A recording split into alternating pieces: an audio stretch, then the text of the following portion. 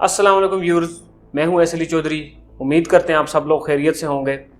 आज का हमारा मौजू है DGI की तैनाती का नोटिफिकेशन और वज़ीर आला बलूचिस्तान जाम कमाल का इस्तीफ़ा। मगर उससे पहले आप सबसे रिक्वेस्ट है हमारे YouTube चैनल को सब्सक्राइब करके बेल आइकन का बटन ज़रूर प्रेस कर दें। तो व्यूअर्स, चलते हैं आज के मौजू की तरफ।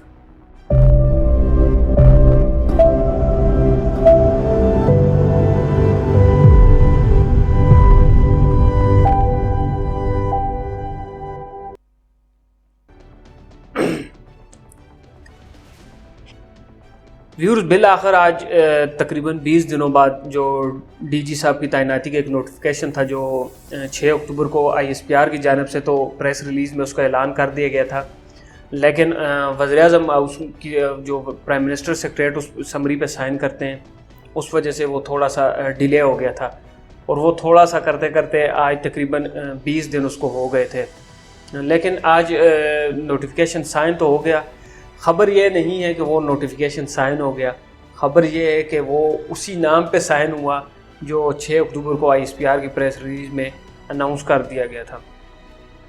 अब यहाँ पे सवाल ये पैदा होता है कि अगर 20 दिनों बाद भी प्राइम मिनिस्टर इमरान खान साहब ने उसी नाम पे साइन करना था, तो ये 20 दिन इन्होंने पूरे मुल्क को एक हैजानी कैफियत में क्यों मुब्तला किए रखा, और इसका जो सारा नुकसान हुआ है वो इमरान खान को और उनकी गवर्नमेंट को ही हुआ है। जो दूसरे साइड पे जो दूसरा फरीक है उसको मेरे ख्याल से इतना नुकसान कुछ भी नहीं हुआ। हाँ, अलबत्ता थोड़ा ज़रूर हुआ है, लेकिन जो सबसे ज़्यादा इसका नुकसान उठाया है वो इमरान खान साहब ने। सबसे पहले वो अपोजिशन जिसकी अभी तक इंतहाई सख्त किस्म की ज़बानबंदी की हुई थी, आमरीत से भी ज़्यादा, वो खुल के बोलने लग गए।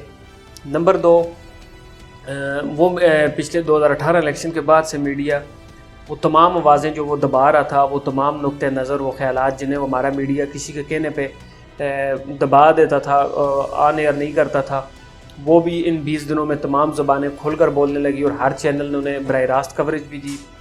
नंबर 3, वो जिस नाम पे इमरान खान साहब अड़े हुए थे, जिस नाम के लिए इमरान खान का इसरार था, मेरे ख्याल से उनका अपना कैरियर भी एक किस्म का दाव पे लग गया है। क्योंकि व्यूअर्स, आप जानते हैं कि जो हमारे अब XDG हो गए हैं, उन्होंने जो नेक्स्ट आर्मी की सीनियरिटी लिस्ट है चीफ़ ऑफ आर्मी स्टाफ के लिए 4थे नंबर पे उनका नाम भी है। अब आप ख़ुद सोचेंगे, एक ऐसा शख्स जिसको पाकिस्तान की तमाम सियासी जमातें मां सिवाय पाकिस्तान तहरीक इंसाफ के बाकी कोई जमात सपोर्ट ना कर रही हो, अगर खुदा न ख्वास्ता फिर भी उस पर इमरान खान नवंबर 2022 में बज़िद हो जाते हैं कि मैं इसी को अगला आर्मी चीफ़ भी तैनात कर रहा हूँ, तो ये मुल्क के लिए और इस इदारे के लिए बहुत एक नुकसानदेह होगा। खुदा न ख्वास्ता आप यूँ कह लें कि ये इमरान खान के ख़ुद का शम्ल होगा। आर्मी कभी नहीं चाहेगी कि वो ऑफिसर उनका जो ज़बान ज़द आम हो गया है, मुल्क का बच्चा अब DG साहब को इस इशू की वजह से जानने लग गया है, तो और वो जो बाकी पाकिस्तान की पॉलिटिकल जितनी भी जमातें हैं बड़ी, मरीम नवाज़ ने तो उनका नाम लेकर 2-3 आधार प्रेस कॉन्फ्रेंस भी कर ली हैं कि वो अब नेक्स्ट आर्मी चीफ़ भी हों।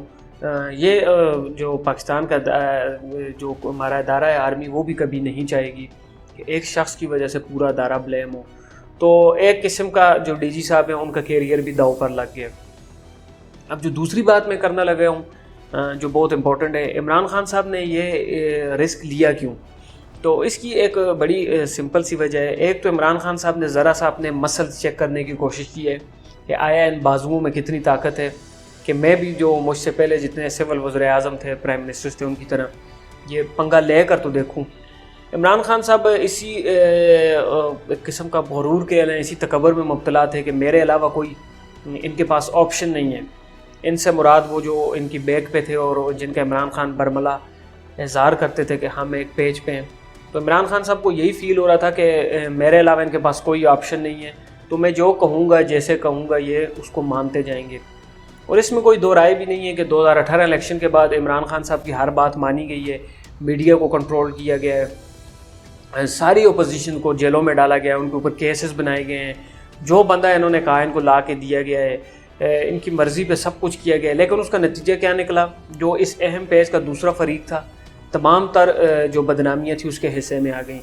मईशत इमरान खान से नहीं चल रही, गाली उन्हें पड़ रही है, मीडिया पे बहुत ज़्यादा पाबंदियाँ लग गई, सहाफ़ियों के प्रोग्राम बंद कर दिए गए, اور بھی بہت سارے اس طرح کے واقعات ہوئے، کچھ صحافیوں کو اٹھایا گیا اور پھر اس طرح کے، تو وہ بھی سارا الزام ان کے آ گیا۔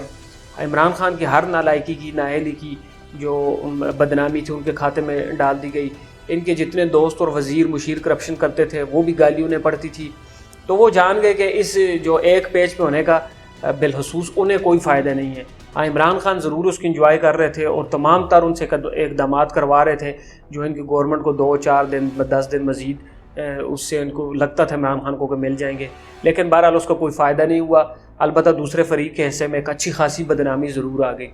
تو وہ اب انہوں نے آہستہ آہستہ اپنا ہاتھ کھینچ لیا ہے، جو عمران خان کو بھی محسوس ہو گیا ہے کہ اب تعلقات وہ نہیں رہے، اب بڑوں نے آنکھیں پھیر لی ہیں۔ جس کا آپ چھوٹا سا میں آپ کو ایک مثال دوں گا کہ اس تمام کا آپ نے ایک چھوٹا سا رزلٹ، آپ نے جو بی ڈی الیکشنز ہوئے تھے ابھی کنٹونمنٹ میں، تو وہاں پہ آپ نے نون لیگ کی آپ دیکھ لیں گے ان کا پہلا نمبر پنجاب میں آیا ہے، اس کے بعد جو آزاد امیدوار تھے اور پی ٹی آئی تیسرے نمبر پر رہی ہے۔ تو اب عمران خان صاحب کو سمجھ آ گئی ہے کہ اب ہواؤں نے رخ بدل لیا ہے، اور اس سب کی وجہ ہے کہ عمران خان صاحب پرفارم نہیں کر سکے۔ بالکل انہوں نے ملک کو اللہ معاف کرے اس نیچ پہ پہنچا دیا ہے کہ اب آگے بربادی کے علاوہ کچھ بھی نظر نہیں آ رہا۔ تو اب وہ پیج تو ختم ہو گیا ہے، وہ پیج والی کہانی پرانی ہو گئی ہے، وہ صفحہ ہی پھٹ چکا ہے بہت ساری بدنامیوں کے بعد، اور ہوا وہی جو انہوں نے نام دیا تھا، اور 70 سالوں سے یہی ہوتا آ رہا ہے۔ جو فیصلہ پنڈی سے ہو جاتا تھا، نہ چاہتے ہوئے بھی اسلام آباد کو وہ ماننا پڑتا تھا، اگر وہ نہیں مانتے تھے تو ان کا انجام بھی وہی جو آج میاں نواز شریف کا ہے، یا اس سے پہلے ذوالفقار علی بھٹو اور محمد خان جنیجو اور بے نظیر بھٹو اور باقی جتنے لوگوں کو ہوا۔ تو یہ تو ڈی جی آئی صاحب والی بات ہوگی۔ اب ویورز میں دوسرے ٹاپک کی طرف آتا ہوں، جام کمال کا استعفیٰ۔ ویورز، جام کمال صاحب آپ کو پتہ ہے جو ایک پارٹی بنائی گئی تھی جو میاں نواز شریف کے دور میں جو ان کی ایک اتحادی گورنمنٹ تھی بلوچستان میں، ختم کر کے راتوں رات ان کی گورنمنٹ کے خلاف عدم اعتماد کی تحریک لا کے سیم یہی پروسیس ادھر بھی دہرایا گیا تھا کہ جماعت کے اندر سے کچھ لوگ آئے، انہوں نے اپنی ایک حکومت بنا لی اور اس حکومت کو نام بھی دے دی گیا باپ سے۔ آپ کو پتہ ہے کہ پاکستان میں، پاکستانی سیاست میں اور پاکستانی تاریخ میں باپ کون رہا ہے اور کسے مانا جاتا ہے؟ باپ یعنی بلوچستان عوامی پارٹی۔ یہ وہی بات تھی جسے اردو میں کہتے ہیں کہ کہیں کا اینٹ اور کہیں کا روڑا۔ اس طرح کی ایک مثال ہے کہ وہ تمام لوگ جن کا مختلف قبائل بیک گراؤنڈ تھا، مختلف علاقے تھے، آپس کی دشمنیاں تھیں، سب کچھ، ان لوگوں کو زبردستی ایک جگہ پہ لا کے بٹھا دیا گیا کہ یہ لو، یہ تمہاری گورنمنٹ اور اس کو چلاؤ۔ اب وہ جو سارا پروسیس تھا اس کو کرنے میں جو آپ کو پتہ ہے اس وقت کا کور کمانڈر بلوچستان عاصم سلیم باجوہ صاحب بھی انوالو تھے، اسی لیے میاں صاحب کو اور مریم نواز کو ان پہ اتنا غصہ تھا۔ پھر ان کے خلاف بہت ساری چیزیں بھی میڈیا پہ آئیں کہ ان کی کمپنیز اور یہ وہ سارا، ان سے پھر وہ اطلاعات کا قلمدان بھی واپس لے لیا گیا، اور نہ چاہتے ہوئے بھی پھر وہ سی پہ ایک چیئرمین سی پہ عہدہ بھی چھوڑ کر واپس چلے گئے۔ تو یہ بیسیکلی جو نون لیگ کا غصہ تھا ان کا، وہ وہی جماعت توڑنے میں نون لیگ کا یہ الزام ہے کہ بحیثیت کور کمانڈر بلوچستان ان کا ایک اہم رول تھا۔ تو سیم ابھی وہی چیز دہرائی گئی ہے، گو کہ اس دفعہ پی ڈی ایم کی پوری دلچسپی تھی۔